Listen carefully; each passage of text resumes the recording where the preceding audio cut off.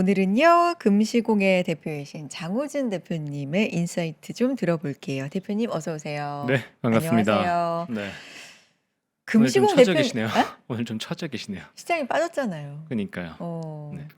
아니 시장 빠질 때도 저는 빵긋빵긋 그래도 웃는 게 예의라고 생각을 했었어요. 네. 근데 어떤 분들은 시장 빠졌는데 웃어? 그러니까. 이러신 분들도 사실 네. 있어서 약간 좀 그런 분들 댓글 보면 어 잘못했나? 죄송하다 이런 생각도 힘들 때 들고 막 웃는 게 그래요. 인류니까요. 힘들 때 웃는 게 네, 인류다. 아유, 그쵸. 오늘 많이 웃어야 되겠습니다. 네. 금시공 대표님이라고 이제 소개를 해드리는데, 금시공 대표님이라고 소개해드린 지가 꽤 됐어요. 그렇죠. 작가님 아니고. 근데 네. 이제 저희 주변에서 어떤 분들, 금시공 무슨 뜻이야? 그래서 제가, 뭐였더라 이랬거든요. 많은 네. 분들 위해서 한 번만 더 소개해 주시면 어때요? 네. 금수저를 만드는 어. 신압으로 돈 공부. 네, 하루에 조금씩 돈을 공부할 수 있게끔 이렇게 네. 교육 플랫폼을 구축을 해서 네. 여러분의 도움을 드리려고 하고 있습니다. 네. 네이버에 금시공 쳐보시면 나와요. 네. 돈 공부인데 금수저 만드는 신압으로 그렇죠. 돈 공부. 근데 주식 막 재테크 그런 공부가 아니고요. 네. 저는 진짜 사회 초년생분들이 A2부터 G까지 어느 정도 좀 알았으면 좋겠다. 우리가 틀에 박힌 교과서에 나와 있는 공부 말고 제가 현장에서 느꼈던 것들을 결합을 해서 여러분들이 진짜 이런 공부는 좀 해봤으면 좋겠다라고 하는 것들 있잖아요. 네. 그러니까 그것들을 종합해놨어요. 근데 이런 생각을 가끔 하죠. 내가 이걸 20대 때 알았으면 내 삶이 달랐을 것 같다는. 네. 그래서 이 지금의 20대가 이걸 알면 진짜 좀 다를 것 같다. 그리고 지금도 모르는 분들이 그래도 지금이라도 이걸 안다 그러면 인생에서 기회가 있을 때 놓치지 않을 것 같다라는 네. 생각을 좀 합니다. 그러게요. 요즘은 뭐 근데 경제 공부를 10대 네, 혹은 그 아래 어린이들, 청소년들에게 좀 많이 시키는 것 같아요. 근데 그게 좀 워낙에- 아쉬워요. 왜요? 어떤 게 아쉽냐면 네. 그러니까 어린이나 청소년 대상으로 교육을 하긴 하는데 네.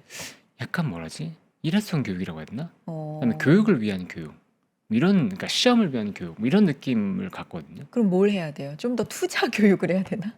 투자 자체보다는 경제를 큰 틀에서 이제 이해할 수 있는 그러니까 어린이 때는 어린이 때 배울 수 있는 것들이 있고 좀 더 크면은 이제 뭐 수학도 알고 하니까 또 깊이 있게 배울 수 있는 것들이 있는데 그런 체계적인 것들이 없어서 물론 어딘가 찾으면 다 찾을 수 있겠지만 제가 체계적으로 제가 생각했을 때 이런 흐름으로 갔을 때 좀 여러분들 진짜 이해할 수 있겠다라고 는 120강짜리 준비를 했고 그다음에 방금 말씀하셨던 거 아이들 대상으로 한 학부모 대상으로 한 것도 지금 뭐 연내 아니면 내년 초 정도에 또 그렇군요. 준비를 하고 있습니다. 돈 공부 알겠습니다. 일단 오늘은 저희를 위한 돈 공부 그렇죠. 네, 네, 좀 해야죠. 시켜주시기 바랍니다.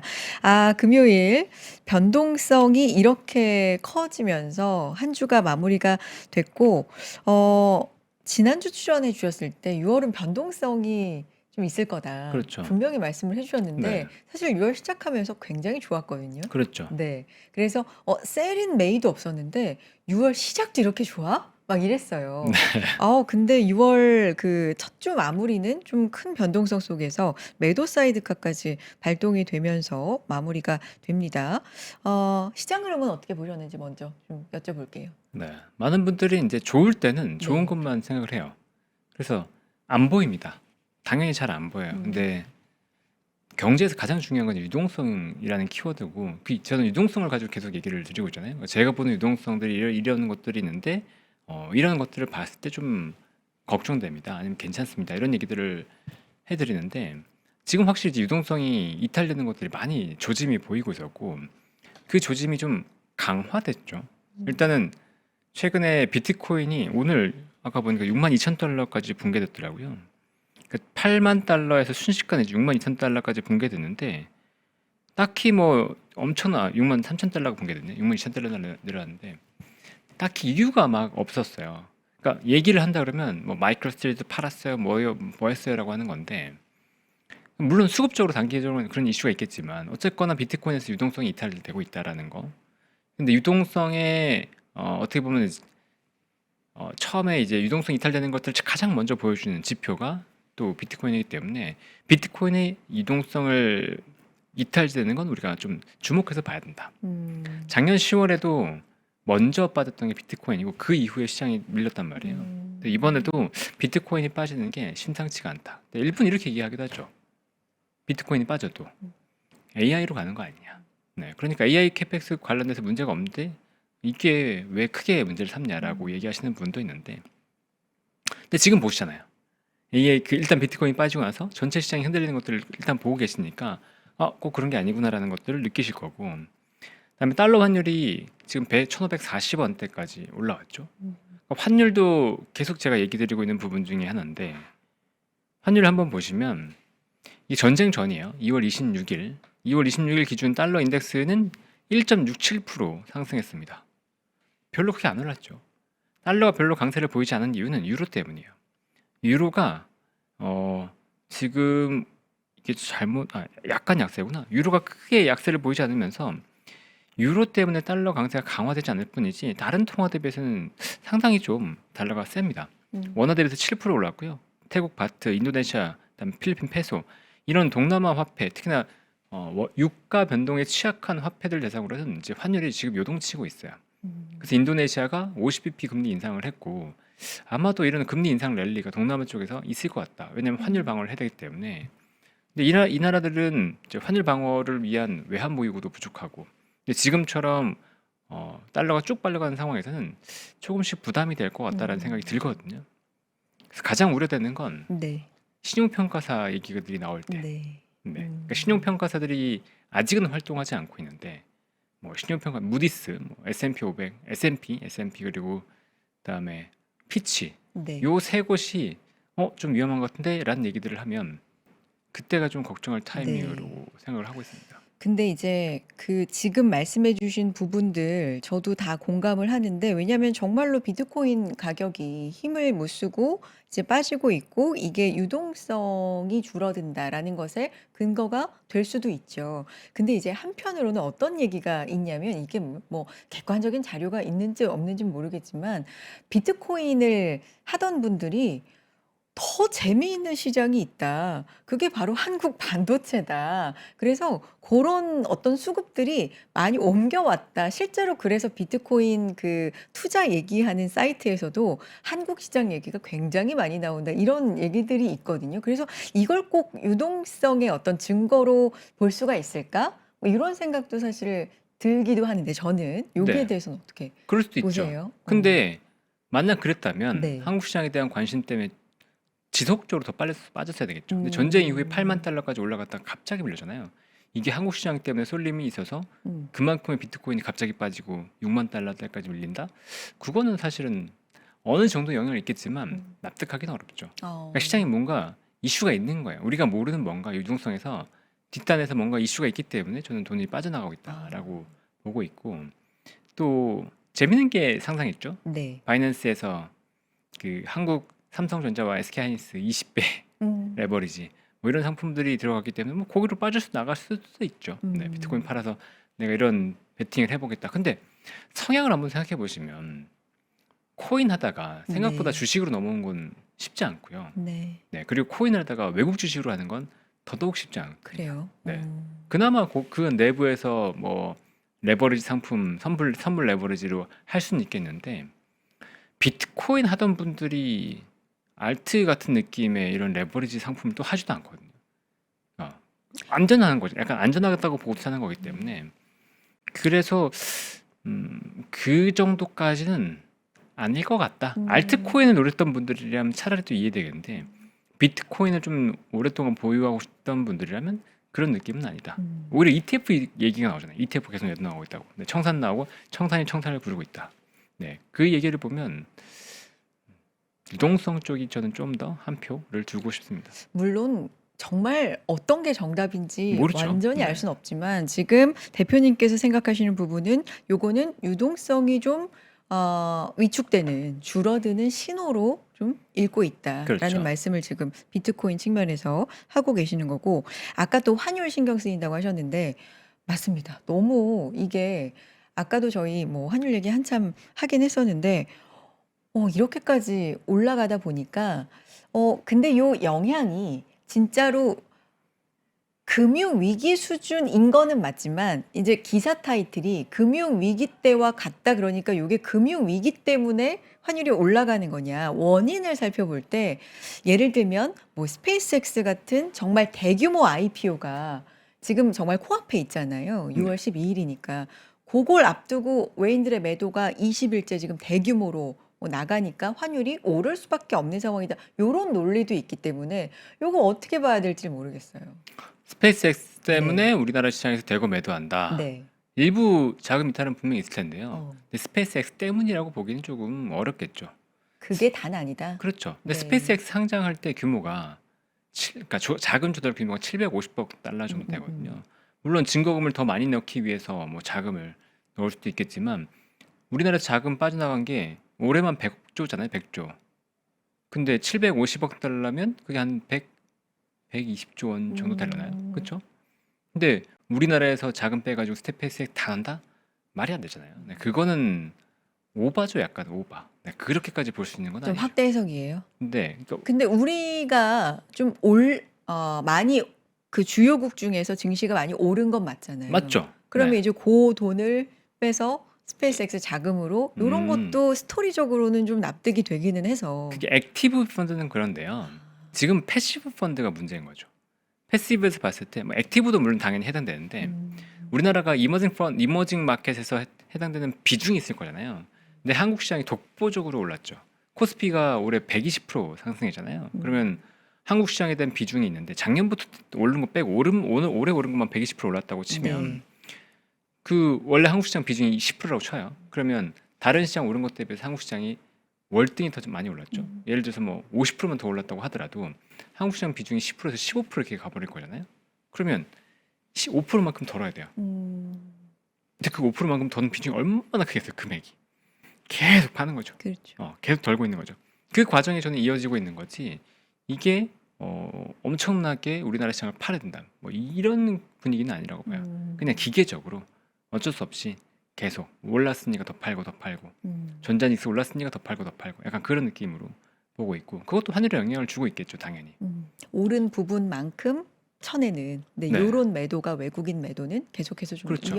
이어지고 있는 거다. 그렇죠. 그래서 환율의 영향도 그렇게 있는 거다라고 지금 그렇죠. 네. 근데 읽고 그렇다고 계신 거군요. 외국인들이 하방에 네. 베팅했냐 그러면 그렇지는 또 않아요. 왜냐하면 선물에서 보면 상방을 좀 옵션에서 보면 상방을 좀 봤었거든요. 그러니까 현물에서 매도를 한다고 하더라도 시장 올라가는 걸 옵션으로 수익을 내겠다라는 전략으로 이번 6월은 있었어요. 그러니까 6월 만기까지는 그렇게 보고 있었거든요.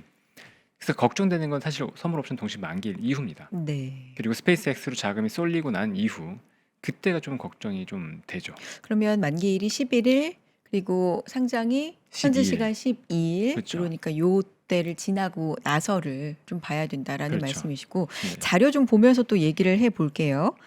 네. 핫이슈 다 말씀해 주신 거예요? 자료 하나하나 좀 볼까요? 네네. 네. 일단 달러원 환율에 네. 대한 다시 얘기를 해보면 네.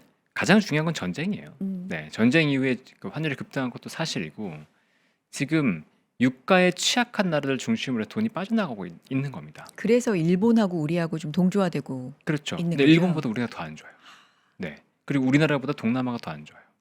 그러니까 이런 현상들이 발생하고 있기 때문에 그래서 금리 인상 사이클이 더 빨라지고 있죠. 우리나라 지금 보면 경제가 그렇게 좋지 않거든요. GDP 성장률 나온다고 하지만 반도체 빼고 보면 성장률이 그렇게 좋지는 않아요. 특히나 자영업자들 굉장히 어려운 상태인데 그래서 금리를 못 올렸잖아요. 미국이 금리 올릴 때 우리가 못 따라 올렸음에도 불구하고 지금 금리를 2차례 올릴 수 있다라고 얘기하는 건 그만큼 환율도 그렇고 인플레이션도 그렇고 뭔가 문제가 좀 심각해 보인다라는 것들을 보여주는 거죠. 거기다가 미국이 또 금리를 인상 가능성을 계속 얘기하다 보니까 미국으로 자금 쏠림도 분명히 굉장히 존재하고 있고요. 그러니까 달러가 품귀 현상을 빚고 있다라는 겁니다. 네, 그게 걱정이 되고요. 네. 그다음에 최근에 뉴스를 보면 저는 이것도 약간 좀 걱정되는데 이건 음모론입니다. 그냥 재미로 드는 음모론. 금이 지금 금을 보유하려고 하는 게 달러보다 더 많다라고 얘기 나오잖아요. 금 얘기 한동안 좀 안 들었던 것 같은데 네. 금의 이슈가 있어요? 아니 각국 지금 외환 보유고에서 네. 금이 더 많아지고 있다라는 얘기들이. 오, 네. 달러보다? 그렇죠. 달러 네. 채권보다. 네, 채권을 못 믿겠다. 미국 채 이제 못 믿겠다라고 하면서 이제 금을 더 보유한다라고 얘기가 나오고 있거든요. 이러면 미국은 짜증 나거든요. 네. 그러면 미국 채 금리 지금 올라가고 이런 상황이 되는 게 싫잖아요. 그러면 보통 양털깎기가 들어갑니다. 네. 어떤 얘기죠? 양털깎기는 뭐냐면 네. 금융위기를 만들어요. 만약 흔들어요. 이렇게 시장을 딱 흔들면 그 다음부터 달러 품귀가 발생합니다. 달러 풍기가 발생하면 달러를 확보해야 되죠. 그럼 각국은 어떻게 되죠?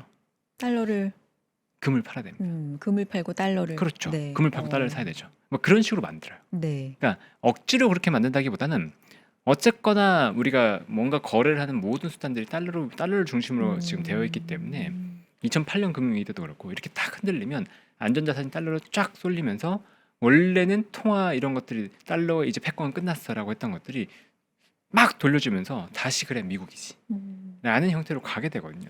그러니까 지금 상황에서는 그럴 수밖에 없어요. 근데 그런 양털깎기의 가능성이 조금 보인다. 네, 그럴 수 있다라는 정도 느낌이 있거든요. 그래서 요거는 전제로 요거는 음모론이다. 그건 네, 음모론이죠. 요거는 네. 추측이다라고 말씀해 주셨는데 네. 그런 가능성도 좀 한편으로는 있다. 그렇죠. 라는 미국은 말씀. 그런 것들을 의도한다고 하더라도 충분히 버틸 수 있고 네. 글로벌 경제를 일부러 뭐 의도적이까 막 일부러 막 망치겠다 이렇게 하기보다는 어쨌든 미국도 상황이 안 좋으니까 금리를 올리면서 그렇게 흔들어 버리면 다시 한번 달러 풍기가 나타날 수 있죠. 2022년에 봤던 우리는 상황들이 굉장히 힘들었잖아요, 그때. 까달러, 킹달러. 그렇죠. 네. 그런 현상들이 나타나면서 다른 국들은 이제 미국이 살짝 기침할 때 정말 뭐 독감에 걸리는, 폐렴에 걸리는 네. 그런 상황들이 나올 수 있는 전조들이 지금 있다는 거죠. 네. 된다가 아니고. 그거 좀 염두에 둘게요. 그리고 세 번째 관세 리스크? 그쵸. 네, 갖고 오셨네요. 네. 관세도 분명히 발생을 하면 관세도 얘기 한참 안 했었는데 안 했죠. 오랜만에 네. 나왔어요. 근데 제가 이 관세 계속 얘기했었어요. 네. 관세 불법 됐을 때 음, 이거 하반기 나올 거다. 네, 하반기 이거 분명히 나올 거고 어떤 거든지 핑계 잡아서 만들 거다라고 했었는데 지금 두 번의 시도가 실패했죠. 근데 슈퍼 301조를 또 갖고 나왔어요. 네, 슈퍼 301조를 가지고 강제 노동과 관련된 국가들의 모두 관세를 매기겠다. 또 이게 핑계를 댄 거예요. 우리나라도 포함이고. 포함이죠. 네. 근데 우리나라가 강제 노동이랑 연관은 없잖아라고 할 수 있는데 이게 강제노동 뭐 얘기하는 거예요 지금? 네. 뭐 이제 그 신장 위구르 쪽. 아, 네. 그런데 이제 너 강제로 노동시켰어 뭐 이런 거 노동 착취했어 뭐 이런 것들 방지 안 했잖아라고 하니까 중국을 견제하는 거예요. 아. 근데 그럼 우리나라 왜 해당되냐? 이런 건 우리나라 없는데요라고 하는데 너 중국산 갖고 오는 거 별로 견제 안 하더라. 네, 이런 식으로 이제 우회적으로 때리는 거죠. 네, 그래서 지금 중국이 굉장히 세게 반발하고 있잖아요. 그러니까 슈퍼 301로 인한 관세 자체도 문제인데 미중의 갈등이 사실 다시 한번 불거질 수도 있는 그런 불씨를 좀 땡겼다고 봐야죠. 그래서 여기서 지금 나오는 게 12%인가요? 12.5%. 12.5%. 네. 우리나라 뭐 맥스 15% 그때 네. 협상했었는데 그건 넘기지 않겠다라고 이번에 밝히긴 했죠. 네. 알겠습니다. 다음은 외국인 매도가 지속되고 있고 이것도 환율 영향이 있다. 그렇죠. 아까 말씀을 드렸고 뭐 막대한 대미 투자 요거는 뭐 작년에 그 있었죠. 관세 얘기 나올 네. 때부터 요거는 환율에 영향을 줬던 그렇죠. 부분이고요. 그래서 네. 수출이 있음에도 불구하고 왜 우리가 달러가 원화가 안 세지지라고 하는 부분은 그냥 미국에 두고서 투자를 하고 있기 때문이다라는 거. 네.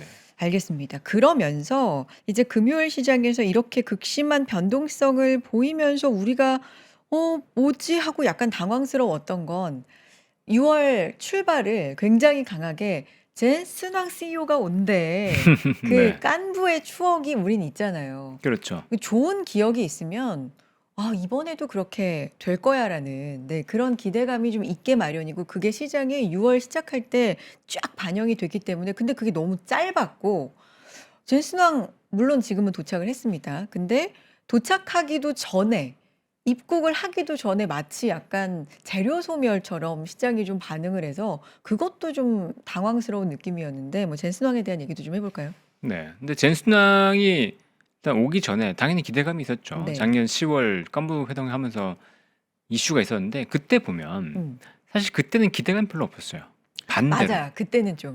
네. 그때는 기대감이 없었고 그다음에 막상 깐부 회동 했을 땐 별로 이슈가 없었어요. 그냥 그게 좀 그 깐부 회동하는 그 장면이 흐뭇하다, 네. 그냥 재밌다, 뭐 요 정도. 그리고 그렇죠. 주가가 사실 그렇게 곧바로 오르진 않았던 것 같아요. 맞아요. 제 기억에. 네. 그죠? 근데 삼성전자가 이제 좀 턴어라운드 할 거야. 삼성전자 네, 분위기가 네. 달라질 거야. 네. 얘기를 했었죠. 왜냐면 야 전자를 직접 만났다고 하는 건 반도체 좋아지는 거 아니야? 라는 기대감이 있었고 그 이후에 삼성전자가 주가가 좋았어요. 그렇죠. 그렇죠. HBM 관련된 기대감도 더 오르면서.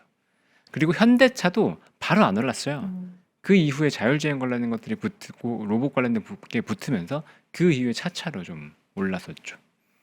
그 이번에는 예전에 기대감이 있으니까 오히려 먼저 선반영에서 상당히 많이 올랐고 LG 그룹주는 뭐 완전 날라갔잖아요. 상한가를 네. 네. 두 번 막 이렇게 두 번 가게 했고, 갔죠. 네. 전자. 네. 네이버도 급등했고, 음. 그다음에 두산그룹주 급등했고, 이렇게까지 뭐 50% 60% 단기에 올라가 버리고 두 배, 뭐 LG그룹주 뭐 더블 이렇게 나버리면 그 이상의 선물을 젠슨이 가져올 수 있냐라고 하면 애매하잖아요. 근데 그러고 나서 네, 이제 하루 그렇게 급등하고 나서 뺐잖아요. 그렇죠. 근데 저는 오히려 뺐으니까 그리고 실제로 어떤 선물을 갖고 왔는지 확인하고 나면 오히려 가벼워졌으니까 또 오르지 않을까라는 생각을 사실 한편으로는 했거든요. 이것도 너무 희망찬 생각인가요? 근데 그렇게 조정이 네. 나와서도 일단 밸류가 높아요. 아. 네. 상대적으로 일단 올랐기 때문에 거기에 대한 부담들은 전반적으로 좀 작용을 하고 있거든요. 그러니까 항상 어려운 게 이런 거죠. 올랐다가 조금 빠졌을 때 이게 선반영이냐 아니냐에 대한 생각이 항상 어려운 건데 저는 어느 정도 좀 반영이 되어 있다고도 보여요.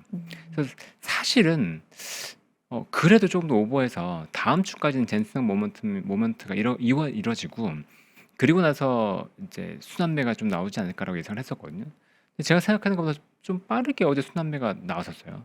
그리고 오늘은 다 빠져버렸죠. 그러니까 목요일에 순환매가 나오고 네. 금요일에 급락을 하고. 그러니까 저도 생각이 계속 틀리고 있는 건데 어떤 거냐면 시장이 흔들릴 것 같다라는 네. 건 있었고 고민이 있었던 게 있었어요. 이게 삼성전자 SK하이닉스가 만약에 네. 무너지면 지수는 버틸 건가 아닐 건가, 다른 시장 자체는 버틸 건가 버티지 못할 것인가에 대한 고민이 있었어요. 왜냐하면 최근에 올라갈 때 전자닉스만 올라갔잖아요. 그쵸? 제가 그때 뭐 해제라고 하면 또 뭐라고 할 텐데 전자닉스만 뾰족하게 갈 거다. 그러니까 네. 포트폴리오 조정하라는 계속 얘기를 했었잖아요. 네, 그리고 네. 실제 전자닉스만 올랐고 다른 것들은 빠졌는데 고민이 이거였어요. 전자닉스가 쉴 때 음. 다른 것들은 올라갈 거냐 빠질 거냐. 근데 어제 오늘을 보면 정확한 답을 줬죠. 어제는 삼성전자와 하이닉스가 적당히 밀리면 다른 것들은 간다. 세게 튈 수 있다. 코스닥 튈 수 있다라는 걸 보여줬고 전자닉스가 강하게 밀리면 이건 시장에 대한 공포감 때문에 아무것도 못 간다라는 것들을 보여줬다. 그러니까 앞으로의 시장에서도 이게 어느 정도까지 되는지 좀 봐야 된다라는 건데 반대로 생각했을 때 전자닉스가 지금 단계에서 적어도 6월은 변동성의 장이라고 말씀드렸고 6월에 무너질 것 같지는 않거든요. 뭐 무너진다고 하더라도 아까 말씀드렸던 대로 지금 6월 중순 이후죠. 네, 선물 옵션 동시 만기일 이후에 그러면 다음 주나 이렇게 그 이후에는 순환매가 좀 있지 않을까, 코스닥 쪽으로도 랠리가 좀 있지 않을까라는 생각을 갖고는 있어요. 그럼 정리해 보면 6월은 변동성의 장이고 네. 첫 번째 주에 급등하고 뭐 급락하고 사이드카까지 나오는 변동성이 나왔고 변동성이 좀 더 이어질 텐데 그게 지나가면 코스닥 쪽으로의 순환매가 기다리고 있을 것이다. 그렇죠. 이거예요. 그 이후에 왜냐면 그 위에 반도체가 더 급락할 것 같지는 않거든요. 아직은 밸류에 대한 얘기들이 나오고 있고, 그다음에 실적도 뭐 6월, 7월 초 실적 나오고 했을 때 실적 잘 나올 거예요. 마이크론 실적을 필두로 해서. 그러면 여기서 급락까지 나올까? 밸류가 여기서 이미 한 지금 고점에서 보면 하이닉스가 20% 거의 밀렸죠. 그러니까 그렇게 급락까지 나올까를 보면 약간 아닌 것 같다. 그러면 전자닉스가 밀려도 살짝 밀리면 순환매가 나올 수 있는 국면이니까. 마치 목요일처럼. 그렇죠. 네. 그러니까 지금 너무 공포에 떨지 말자. 네, 음. 물론 그 이후의 시장에 대해서는 아직 잘 모르니까 정말로 제가 생각하는 것처럼 그 선물 옵션 동시 만기일 이후에 뭔가 조정이 있다 그러면 그때는 비중을 좀 줄여볼 필요가 있겠지만 일단 오늘 그리고 다음 주에 너무 두려워하지는 말자. 네, 그리고 충분히 뭐 올라가고 소남에 나올 때 매도의 기회를 한번 삼아보자라는 생각을 갖고 있습니다. 일단 다음 주는 그러니까 돌아오는 주는 주말 동안에 뭐 금요일 일단 젠스왕 도착을 했고 원래는 목요일 밤 도착이었는데 금요일 오후 도착하면서 가뜩이나 일정이 많은데 저는 더 바빠졌다고 생각이 들어서 주말 네. 동안에도 뭘 되게 많이 할 것 같거든요. 그러겠죠. 이제 그런 이슈들 반영을 하면서 월요일에 어느 정도는 반영하는 주가도 있고 뭐 할 텐데 그런 부분을 좀 보려면 젠스왕 모먼트를 좀 봐야 될 것 같아요. 자료를. 네. 선물 갖고 왔다고 했잖아요. 뭔지 모르겠어요. 그러니까 아직. 공개는 아직 안 네, 안 했지만 됐죠. 언젠간 하겠죠. 네. 일단 네이버랑 협력하는 것들을 보면 네. 뭘 하겠다라는 건지 좀 보이는 건데 일단 AI 반도체를 파는 게 아니다. 지난번에 AI 반도체 8로 왔잖아요. 근데 이제는 로봇 생태계 핵심 허브를 구축하는 게 약간 목적인 것 같아요. 한국의 제조업에 대해서 굉장히 큰 칭찬을 했고 음. 한국에서 로봇 관련된 사업을 하기 굉장히 좋다라는 얘기들을 했었거든요. 네이버와 협력하는 것들을 보면 약간 힌트를 얻는데 네이버의 데이터 센터를 엔비디아 표준 시스템으로 만들어야겠다. 그리고 나서 뭘 하겠냐고 했냐면 이게 중요해요. 소버린 AI 수출 패키지화. 이게 너무 재밌는 거죠. 이게 뭐예요? 어떤 얘기예요? 다른 나라들이 네. 엔비디아 GPU 가지고 와서 국가 단위의 LLM 같은 걸 구축하고 싶어 한다라는 거잖아요. 그러니까 우리나라는 그래도 기업이 돈이 있고 중국도 돈이 있는데 동남아 같은 데는 기업들이 돈이 많이 없을 거잖아요. 그러니까 국가 단위로 그래도 LLM 같은 거 구축해서 하려고 하면 그러면 어디서부터 어떻게 되는지 모르겠다. 우리나라는 그래도 이거 경험이 있는 기업들이 있으니까 아유 좀 갖고 오면 어떻게라도 해볼 수 있는데 그러니까 네이버가 자기가 구축하는 경험 그리고 엔비디아의 솔루션 같은 거 합쳐서 이걸 합해서 다른 나라에 수출할 수 있는 시스템을 팔자. 네. 이렇게 하고 있는 거죠. 재밌는 시스템이잖아요. 그러니까 네이버도 수출할 수 있는 게 되는 거고.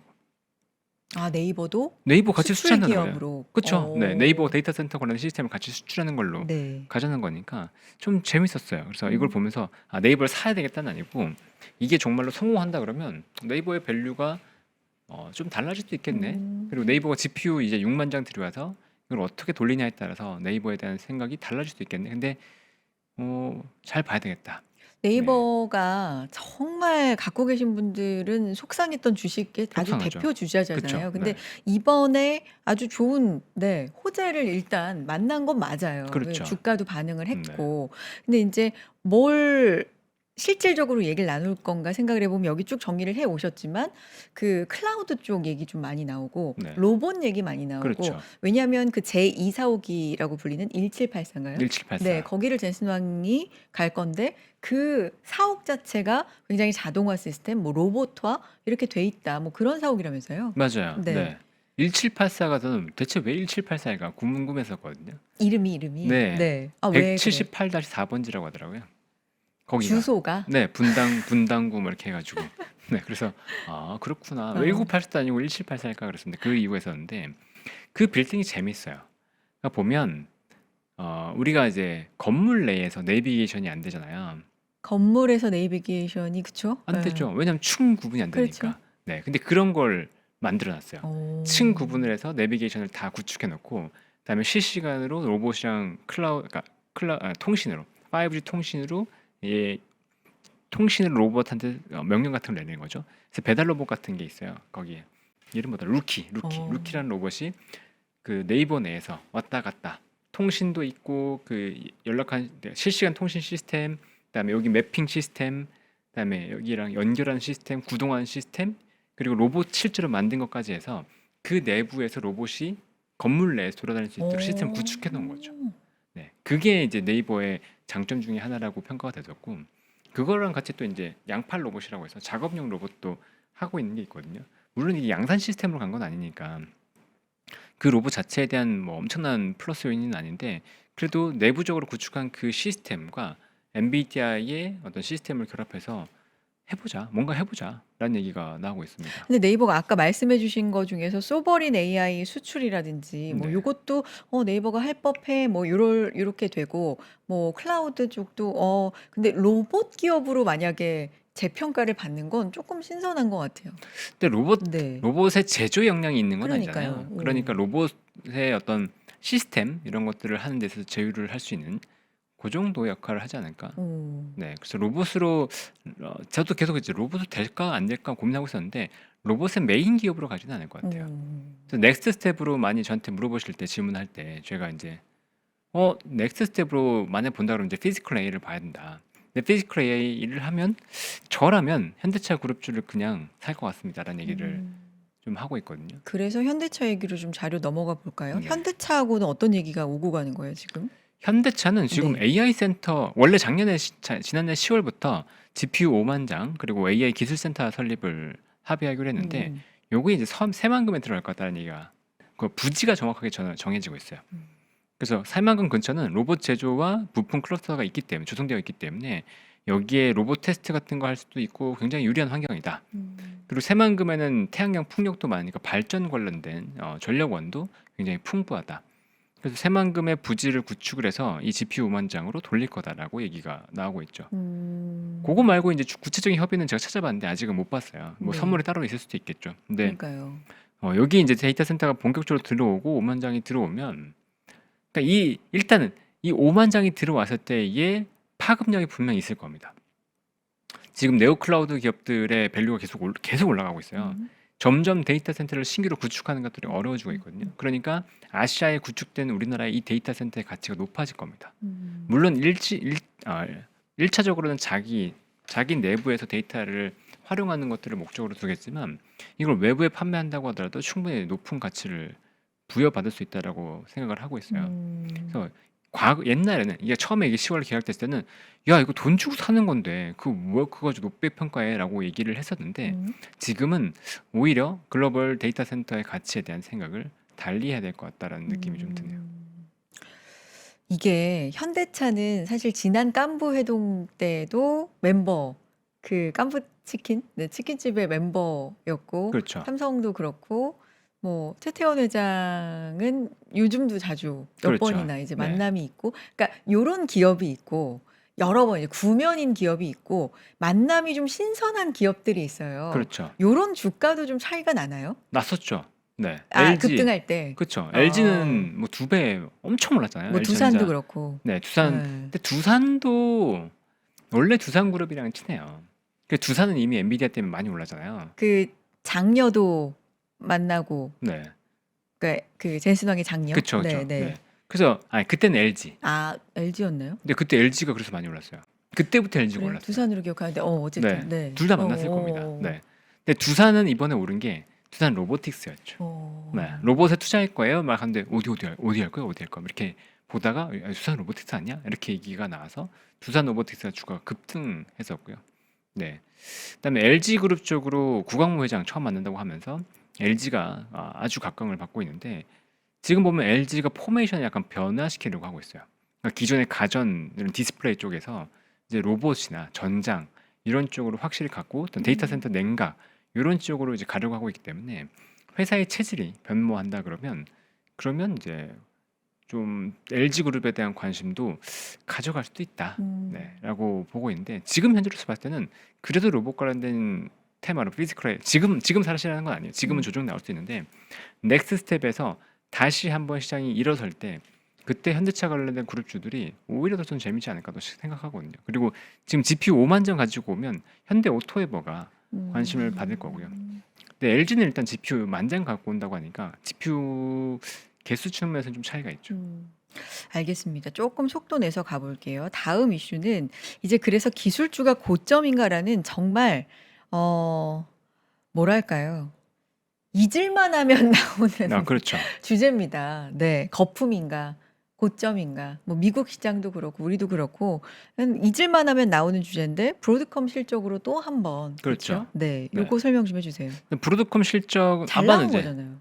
잘 나왔는데 매출이 살짝 미스했죠. 네. 그러니까 지금은 눈높이가 진짜 높구나라는 걸 알 수 있는 거예요. AI에 대한 눈높이가, 물론 우리나라의 반도체 기업들은 PR 레벨이 낮다라고 얘기를 하면서 더 올리고 있지만, 네. 다른 기업들은 PR 레벨이 상당히 높거든요. 엔비디아 빼고, 엔비디아는 이제 점점 내려오고 있으니까 다른 기업들은 PR 레벨이 높은데 이제 실적이 조금만 미스하면 이렇게 뚝뚝뚝 무너지는 거죠. 그리고 전망치도 27년 전망치를 상향하지 않았어요. 네. 이게 되게 무서운 거죠, 어떻게 보면. 지금 다른 쪽들은 AI 캐펙스를 다 전망을 상향했잖아요. 그러면 브로드컴도 이번 실적을 발표할 때 원래라면 27년 전망치가 상향되는데 상향하지 않았다라는 건, 야 이거 생각보다 시장이 그렇게 안 좋은 거 아니야? 라는 의문을 품기에 하기에 충분했다라는 거죠. 물론 모릅니다. 브로드컴도 좋을 수도 있는데 일단 아직은 그렇게 얘기한 건데요 라고 얘기하면 끝이니까. 근데 이런 것들이 지금 고점이다 아니다를 떠나서 시장에서 굉장히 주목을 하고 있고, 이 시장 이런 고점 논란에 대해서 사람들이 언제든지 도망가려고 준비하고 있다라는 것들은 적어도 느껴지는 거죠. 이게 마침 지난 밤에 밤에 다우는 최고치를 갔는데 네. 기술주가 좀 조정을 받은 그렇죠. 뭐 요런 것도 혹시 이동 아니냐 자금에. 그리고 저도 네. 이제 머니 무브 생각해서 오늘 순환매를 생각했어요. 네. 그래서 종목주는 좀 괜찮겠네라고 생각했는데 전혀 그렇지가 않더라고요. 그래서 오히려 좀 놀랐죠. 네. 근데 사실 이런 얘기는 아까도 이제 질문 던지면서도 말씀드렸지만 너무 그냥 조금 잊을만 하면 소위 심심하면 나오는 이제 버블 아니야? 이제 터지는 거 아니야? 이런 얘기는 몇 년간 지속되는 지금 그렇죠. 내러티브잖아요. 네. 그렇죠?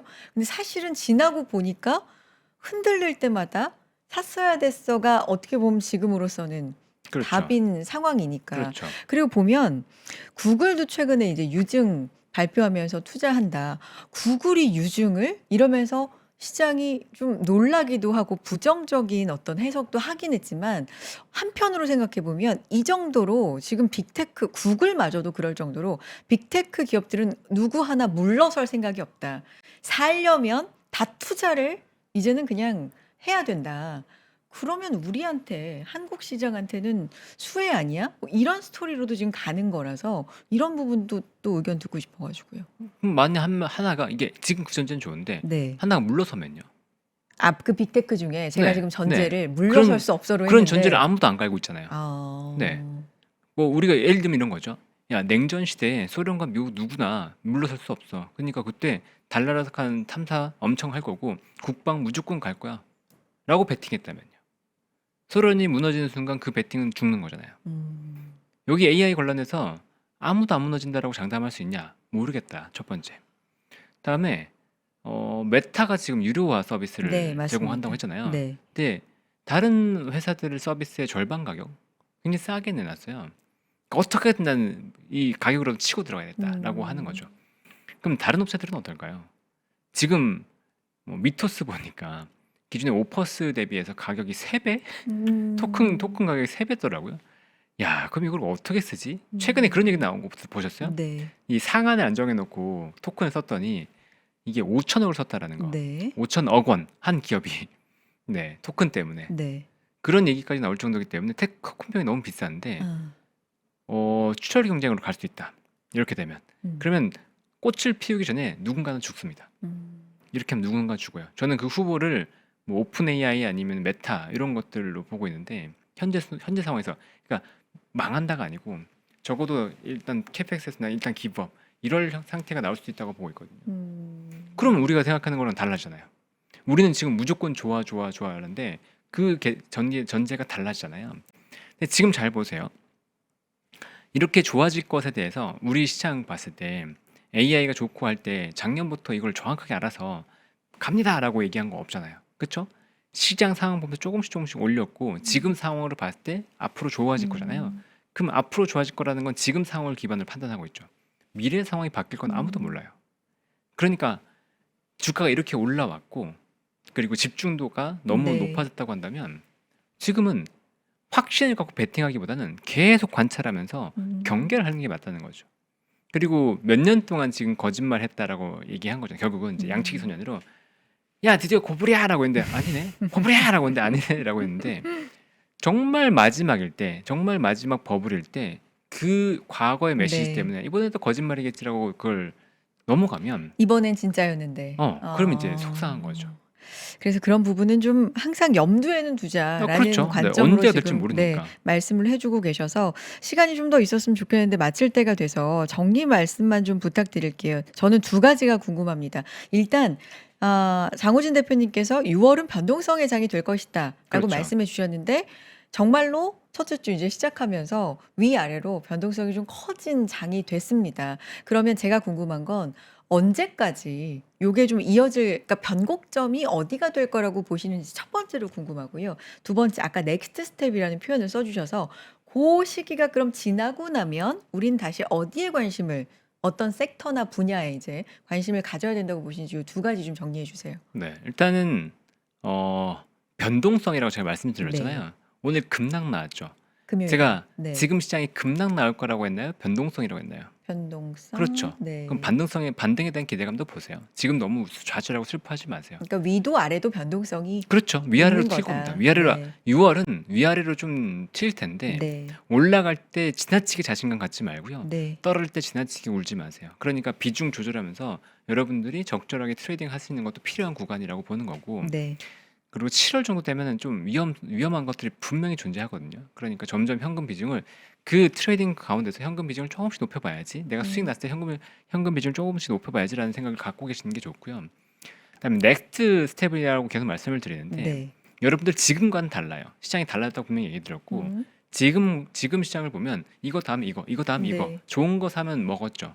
근데 지금은 아직은 그런 단계는 아니에요. 음. 제가 넥스트 스텝이 좋다고 하는 건 네. 시장이 정말 변동성이 풀리고 그 기간이 언제일지 모르겠습니다. 그 변동성이 풀리고 나서 우리가 대응을 해야 되는데 네. 그때 볼 수 있는 건 여러 가지가 있겠지만 저는 피지컬 AI 그리고 로봇, 그때부터는 진짜 돈이 돌 거라고 보고 있거든요. 네. 그 돈이 도는 것들은 소프트웨어 쪽이라고 보고 있어요. 그래서 소프트웨어에서 진짜 돈이 벌리는 것들을 확인하고 AI에서 돈이 벌리는 것들 쪽으로 투자를 하는 게 좋을 것 같다.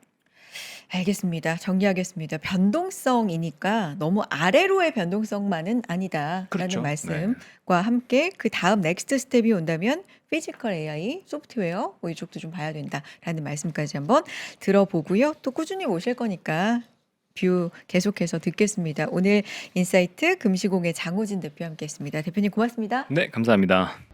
수익을 만드는 안목의 차이, 남들과 같았으면 시작도 하지 않았다. 국장 탈출 지능순이라고 할 때 지금 국장해야 될 것 이다라고 굉장히 강하게 어필했었어요. 만약에 하락할 가능성이 생겼다고 했을 때 그때는 현금 가지고 내가 기회를 볼 수도 있잖아요. 마냥 슬퍼하는 게 아니고 내가 뭘 살까 매의 눈을 가지고 공부해 볼 수 있잖아요. 전자공시 모르면 주식 투자 절대로 하지 마라. 투자를 위한 모든 준비, 장우진의 투자 서당. 상승장에서는 주도 산업을 찾고 하락장에서는 대안을 찾습니다. 당신의 투자를 확신으로 바꿔드립니다. 결과로 증명된 마스터들, 클래스의 차이가 수익의 차이를 만듭니다. 지금 바로 3프로TV 홈페이지를 확인하세요.